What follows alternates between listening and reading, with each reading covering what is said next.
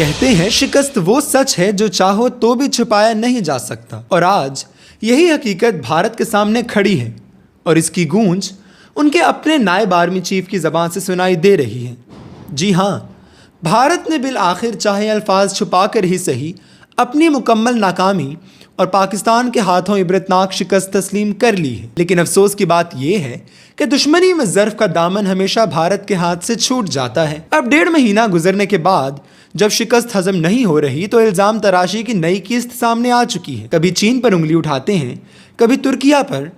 अब तो नया तमाशा ये है कि कहा जाता है कि जंग 1 के मुकाबले 3 थी। भारतीय बयानियां सुनकर हंसी आती है, जैसे बच्चे हार कर कहते हैं मेरी टीम छोटी थी इसलिए हार गया।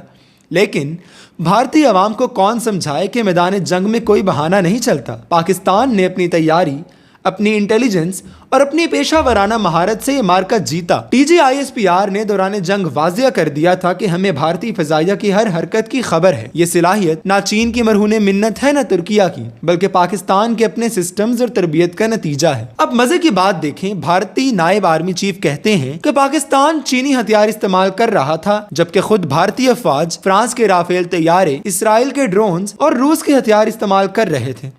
लेकिन क्या पाकिस्तान ने कभी कहा कि भारत 3-4 मुल्कों के साथ मिलकर लड़ रहा है? नहीं, क्योंकि हमें पता है कि असल बात साजो सामान की नहीं, सिपाही की सलाहियत और जज्बे की होती है, और वो जज्बा, वो काबिलियत भारत के पास तो है नहीं। पाकिस्तान और तुर्किया भाई हैं, एक दूसरे के शाना बशाना खड़े हैं, और भारत वो सिर्फ दुश्मन बनाता है, चाहे वो हमसाए हों या दूर बैठे इत्तेहादी। और क्या भारत भूल गया कि मार्का हक में इसराइली ड्रोन्स और यहूदी असलहा किस तरह इस्तेमाल हुआ था? लेकिन तब भी पाकिस्तान ने कोई रोना धोना नहीं किया। हमने बस जवाब दिया और दुश्मन को उसकी औकात याद दिला दी। अब भारतीय नायब आर्मी चीफ खुल्लम खुला इसराइली मॉडल अपनाने की बात कर रहे हैं, शहरी आबादियों को निशाना बनाने की सोच रहे हैं। लेकिन पाकिस्तान साफ कह चुका है हम कानून, असूल और अखलाकियात के पाबंद हैं।